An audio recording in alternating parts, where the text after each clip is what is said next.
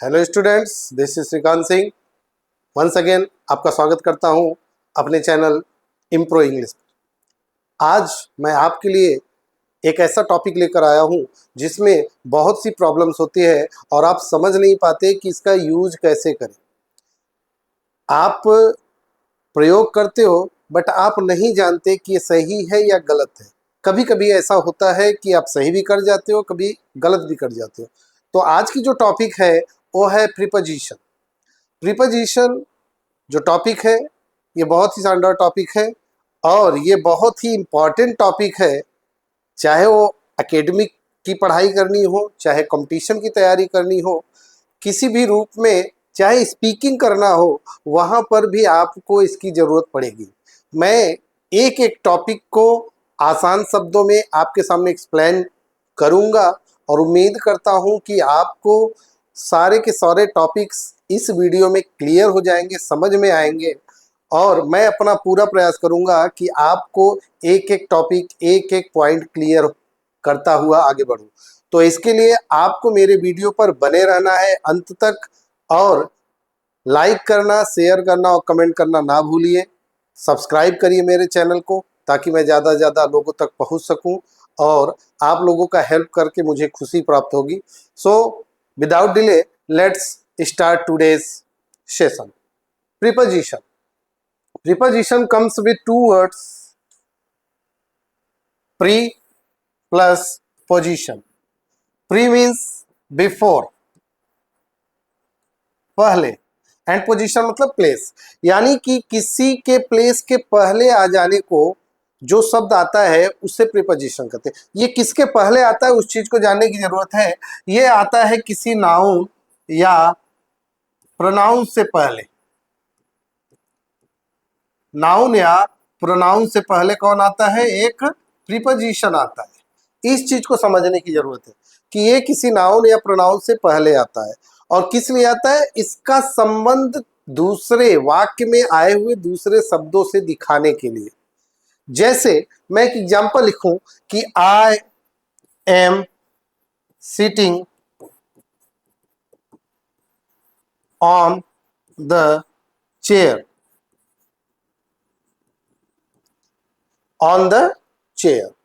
यहां पे आप देख सकते हैं कि सिटिंग जो ये वर्ब है, सिटिंग ये एक वर्ब है और यहां पे आप देखेंगे द चेयर यह एक नाउन है और इन दोनों के बीच के संबंध को दिखाने के लिए कौन आया? ऑन, एक प्रीपोजिशन आया।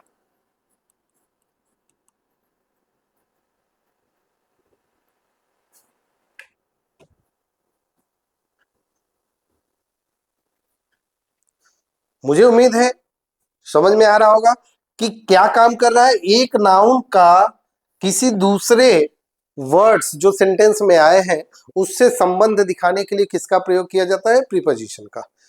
परिभाषा देखते हैं।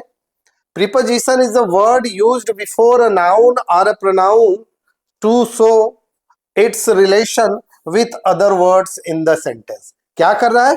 दूसरे शब्द जो सेंटेंस में आए हो उससे इसका संबंध दिखाता है। किसका संबंध दिखाता है? किसी नाउन या प्रोनाउन से। यहां पे एक चीज मैं और मेंशन करना चाहूंगा कि कोई नाउन या प्रोनाउन तो प्रीपोजिशन के बाद आएगा,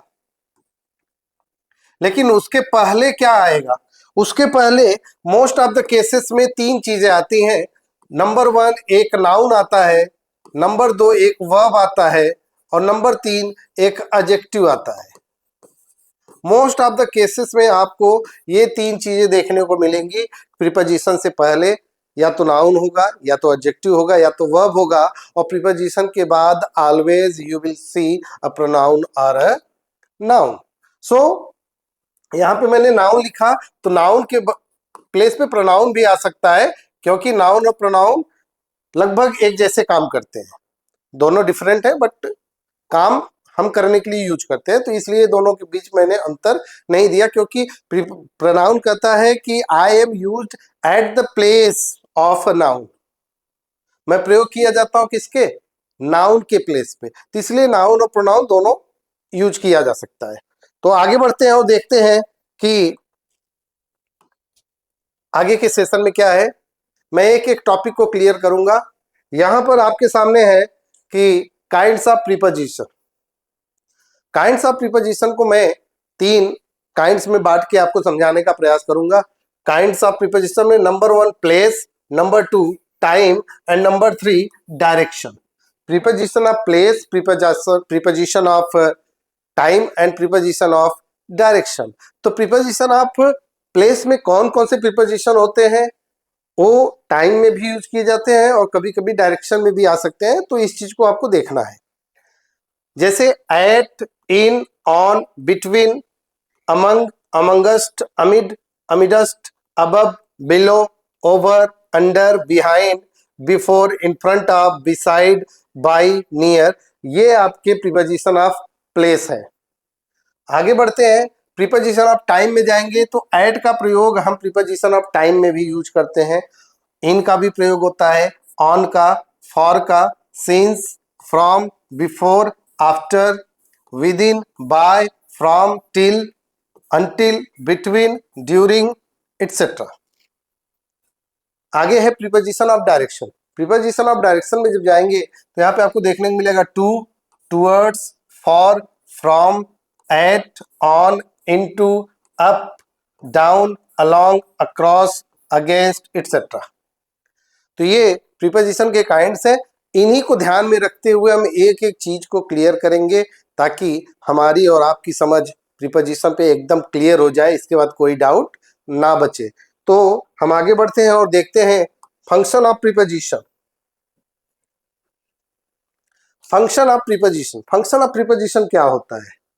function of preposition, function of preposition देखेंगे जैसा कि मैंने अभी चर्चा किया कि 3, नंबर 1 एक नाउन का दूसरे नाउन से रिलेशन, एक वर्ब का किसी नाउन से रिलेशन, और नेक्स्ट एक एडजेक्टिव का किसी नाउन से रिलेशन दिखाता है।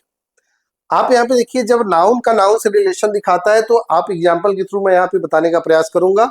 She will meet Mohan on Diwali. यहाँ पे एक मोहन, ये एक नाउन है और ये ऑन प्रीपोजिशन के बाद ये दिवाली भी एक नाउन है। वह मोहन को दिवाली पर मिलेगी। Ram will help you with money. तो राम, यू यहाँ पे आया, एक प्रोनाउन है, जैसा कि मैंने कहा था नाउन है प्रोनाउन रिप्लेस हो सकते हैं, और मनी एक नाउन है। तो आप देख सकते हैं विथ प्रीपोजिशन किसको कनेक्ट कर रहा है? एक प्रोनाउन को एक नाउन से। यू पिक्ड अप सोना फ्रॉम द स्टेशन। सोना यह एक नाउन है और ये स्टेशन भी एक नाउन है। तो यहाँ पे ये जो प्रीपोजिशन फ्रॉम यूज किया गया, ये यूज किया गया किसके लिए? एक नाउन को दूसरे नाउन से रिलेट करने के लिए, संबंध दिखाने के लिए। नेक्स्ट पर बढ़ते हैं और देखते हैं कि वर्ब से नाउन को कैसे दिखाया जाता है। They are singing in the hall. Singing, in आपका प्रीपोजिशन है और यहाँ पे हॉल एक नाउन है, सिंगिंग एक वर्ब है। Next, Manish is crying for her mother. Crying verb है और हर मदर यहाँ पर एक नाउन, मदर मेन वर्ड जो है वो एक नाउन है और प्रीपोजिशन फॉर का यूज किया गया।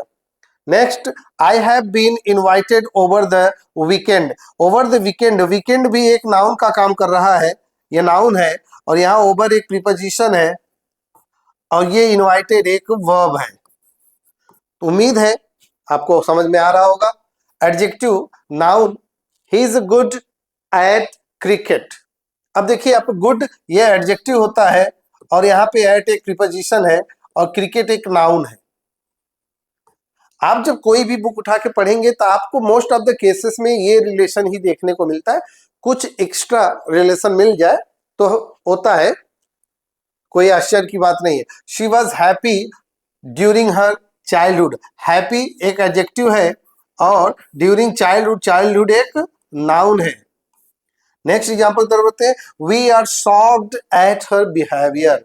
शॉक्ड एक एडजेक्टिव है और यहाँ पे बिहेवियर एक नाउन है और इन दोनों के बीच जो संबंध दिखाने के लिए प्रीपोजिशन आया वो आया क्या? एट।